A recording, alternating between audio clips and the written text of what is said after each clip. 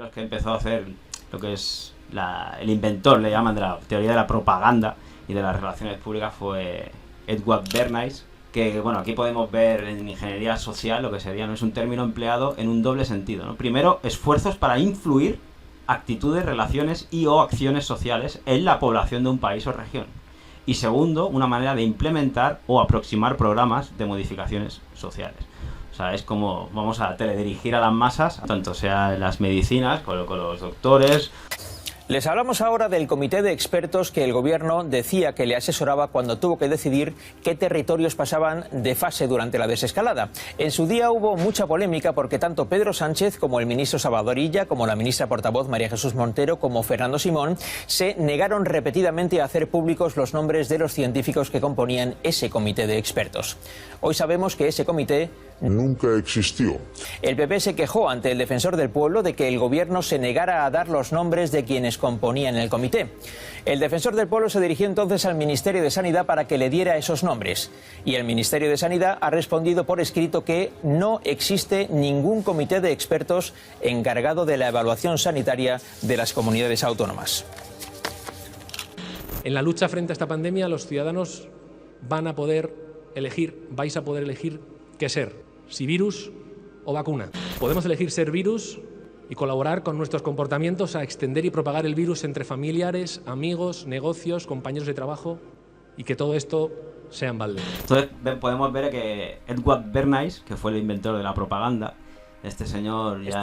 mira, sobrino de Sigmund Freud, Este viene con chapa, no sé, pero viene con apellido. Sí, es como que su tío, ¿no? Implementó toda la teoría psicoanálisis del subconsciente a través de la sexualidad desde pequeños y se ve que su sobrino implementó todas estas tesis a la vida social de movimiento de masas. Podemos ver cosas interesantes, ¿no? Fue pionero en la cristalización de la opinión pública. Bueno, y fue asesor personal de varios presidentes de Estados Unidos. Como podemos ver abajo, era de profundas convicciones sionistas y, bueno, pasó la historia por hacer esas propagandas para que las mujeres fumaran, acogieran el hábito del tabaco. Uno de los mayores logros de Bernier fue convencer a las mujeres de que fumasen. Persuadió a un grupo de mujeres de alta sociedad en un acto público a llevar escondidos unos cigarrillos y encenderlos como acto de protesta en favor de sus libertades. La venta de cigarrillos entre las mujeres se disparó. Concluyó a partir del psicoanálisis que los cigarrillos simbolizaban el poder masculino y que este acto desafiaba su poder, y las hizo sentir libres y poderosas. Entendió que cualquier objeto puede transformarse en símbolo, que un cigarro es mucho más que un cigarro. Entre otras muchas cosas, ¿no? O los huevos famosos con bacon. Haciéndole creer a los pobres americanos, a los ingleses, que era saludable comer ese tipo de comida, ¿no? En 1928, Bernier publicó una de sus obras más famosas, Propaganda. Escribió: la manipulación consciente e inteligente de los hábitos y opiniones organizadas de las masas son un elemento importante en una sociedad democrática. Aquellos que manipulan este mecanismo no visible de la sociedad constituyen un gobierno invisible, que es el verdadero poder gobernante de nuestro país. Somos gobernados, nuestras mentes son moldeadas, nuestros gustos son formados, nuestras ideas son sugeridas, mayormente por hombres de los que nunca hemos oído hablar. Pues, en las películas, pues obviamente también nos metieron en la cabeza muchas de las ideas, ¿no? Ya es una cosa que quería aprovechar. Supongo que ya muchos lo sabéis, pero ahora nos quieren separar, nos quieren aislar a unos de otros. Quieren que nos veamos, siempre de lejos, pero que no nos toquemos, ¿eh? En definitiva, quieren que no nos comuniquemos. Discúlpame, por favor, tío. Pero una epidemia está en marcha para impedir que salgamos de casa. A ver. Contacto con el exterior solo a través de medios de comunicación regulados, cada vez más difíciles de piratear, como este. A ver. Sí, cada vez más difíciles. Ya. Tú antes pasabas el videíto este de NASA, Walt Disney. Está claro que se fue a la luna, ¿no? Ahora que está tan de moda, los 50 años. Se fue a la luna en el 69, pero es que en el 52 ya empezaron a vendernos en la tele, a través de los dibujitos, con Disney y Von Braun, que esto era posible. Entonces, claro, en el subconsciente de la gente va quedando que eso es posible, solo es cuestión de tiempo que se realice. Porque tú ya te lo has creído.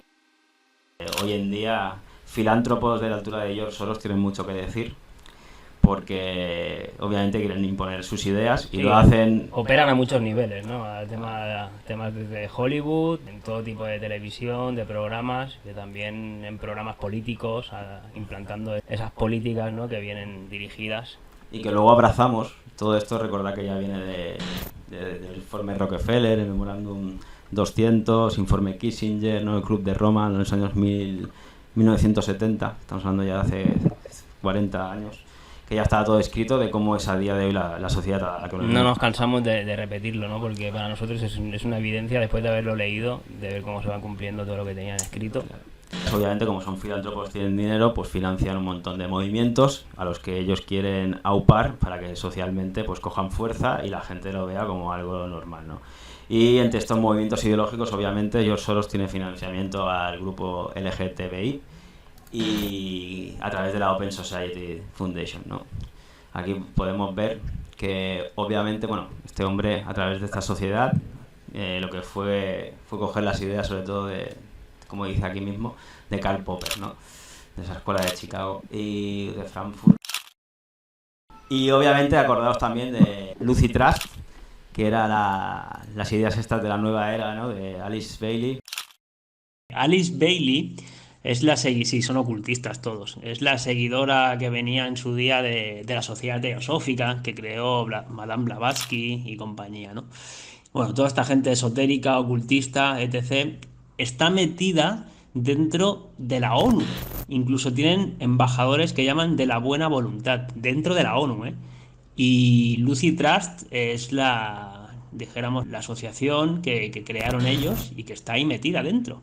Es impresionante, hay ocultistas dentro de la ONU, están ahí metidos y claro, son todos los que de la New Age y compañía, ¿no?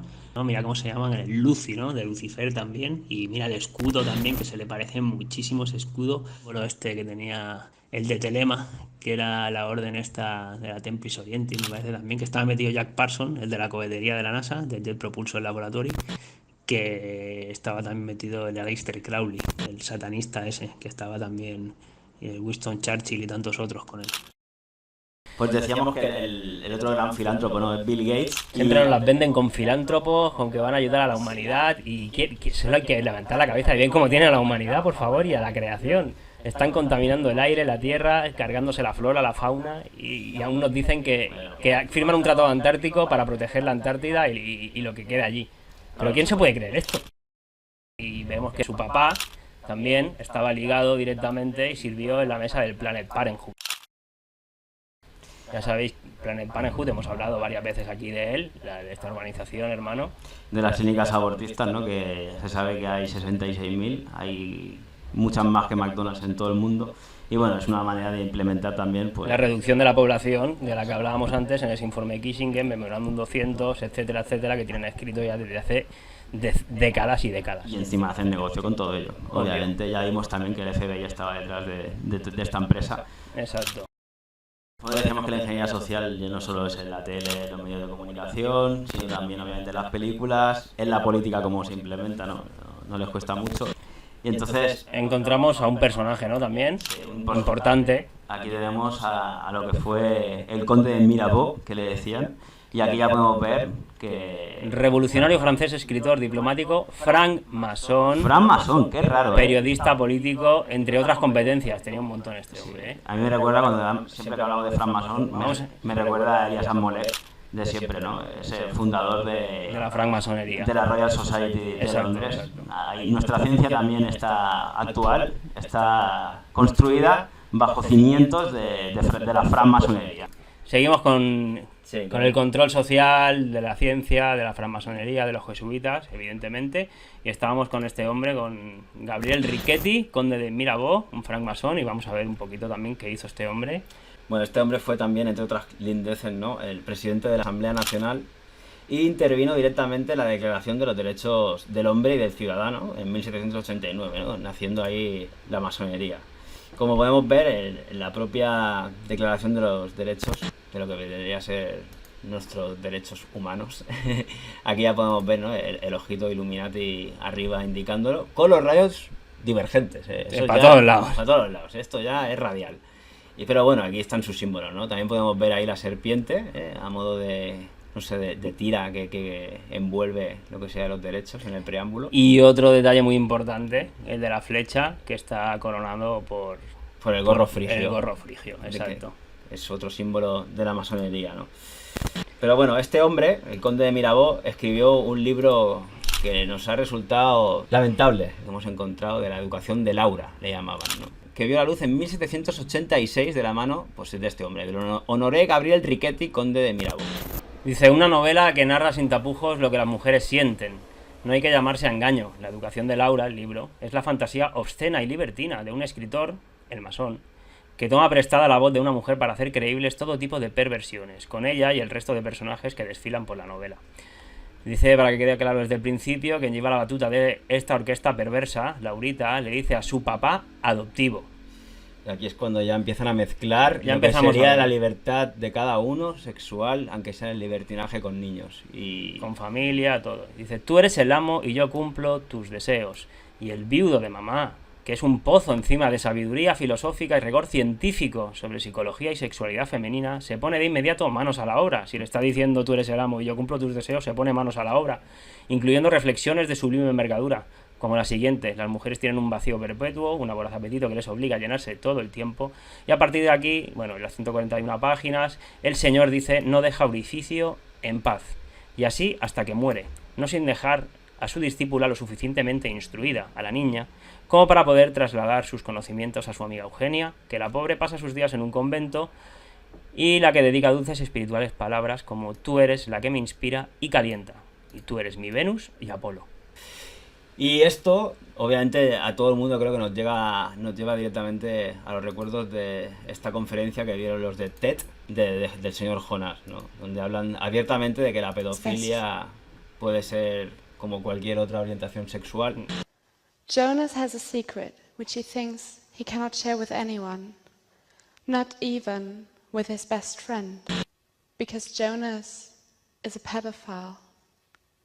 He's only attracted to female children between the ages of 6 and 12 years. We can make Jonas feel that he stays a valuable member of our society, although he's a pedophile. We should accept that pedophilia is a sexual preference, a thought, a feeling, and not an act. By changing our view about pedophilia as a society, and by offering them support and therapy, we can help millions of people to live better lives.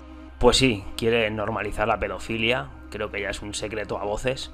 Lo dejan bien claro con todas sus políticas, con toda la hipersexualización de los niños a muy muy temprana edad, con toda la música, con todo el cine, con todas las series, imponiendo un libertinaje total, digno de tiempos de decadencia moral absoluta como los que estamos viendo, que nos recuerdan mucho a la República de Weimar. Y bueno, ya sabemos de las preferencias de toda esta élite por los niños, por los más indefensos, más allá de lo que puedan también obtener de ellos con ciertas prácticas. Como siempre decimos también, esas 3 estrategias básicas para poder crear el caos social que buscan, para imponer su nuevo orden, su nuevo modelo, pues esas 3 bases de su caos social son el odio, el miedo y la ausencia total de moral y ética. A la vista está que lo están consiguiendo. Para implementar esta ingeniería social total, esta subversión ideológica, es el proceso lento de lavado de cerebro, en el que quieren cambiar la percepción de nuestra realidad, una auténtica guerra psicológica, para que nadie pueda llegar a conclusiones sensatas, pues necesitan de estos puntos: la desmoralización absoluta, con falta de normas morales, como decíamos antes, incapaces de evaluar la información ya verdadera.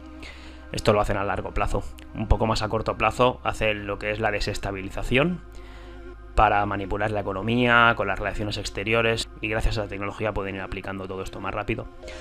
Después necesitan una gran crisis, que esto ya les cuesta menos, ya hemos visto varias de ellas, ¿no? En apenas unas semanas te la crean. Una crisis total para crear del caos su nuevo orden. Ya sabemos, son crisis artificiales, manipuladas absolutamente.